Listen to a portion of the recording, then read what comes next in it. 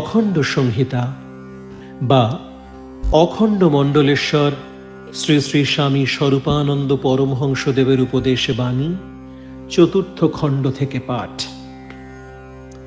প্রণবী সর্বমন্ত্রের প্রাণ। শ্রী শ্রী বাবামুনি বলিলেন, প্রণব সর্বমন্ত্রের প্রাণ।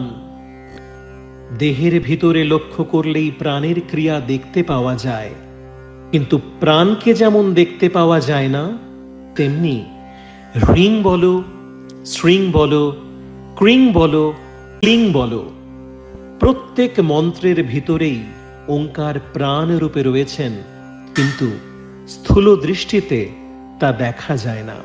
যে কোনো মন্ত্রের একাগ্র সাধন করতে করতে সেই প্রাণ স্বরূপ ওঙ্কারের দর্শন পাওয়া যায়। অর্থাৎ তখন হ্রিং এর হ থাকে না, র থাকে না, দীর্ঘই থাকে না, অথচ অবিরাম নামের ঝঙ্কার চলতে থাকে।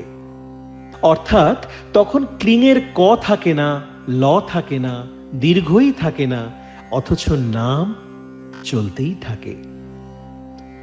সবগুলি স্বর ও ব্যঞ্জনে চলে যাবার পরেও যে নাম থাকে, তাই নামের প্রাণ বা প্রণব। প্রণবই যে সর্বমন্ত্রের প্রাণ, এই কথাটা স্মরণ করিয়ে দেবার জন্যই একটা সাবধান বাণী উচ্চারণ করা আছে যে প্রাণহীন মন্ত্র জপ নিষ্ফল। এই জন্যই দূরদর্শী দীক্ষাদাতারা প্রত্যেক মন্ত্রই প্রাণ যুক্ত করে তবে শিষ্যকে দান করেন। সূক্ষ্মভাবে প্রণবী যখন সকল মন্ত্রের প্রাণ, তখন স্থূলভাবে তার সঙ্গে প্রণব সংযুক্ত করে দিয়ে একথা স্মরণ করিয়ে দেবার চেষ্টা হয়ে থাকে যে দেখো, ভুলে কিন্তু যেও না যে প্রণবী সর্বমন্ত্রের প্রাণ। অল্পদৃষ্টি গুরুরা ব্রাহ্মণেতর বংশে জাত শিষ্যকে প্রণব দিতে কুণ্ঠা করেন সত্য, কিন্তু উদার চেতা পুরুষেরা প্রণব বর্জিত মন্ত্রদানকে মিথ্যা দীক্ষা বা বৃথা দীক্ষা বলে জ্ঞান করেন।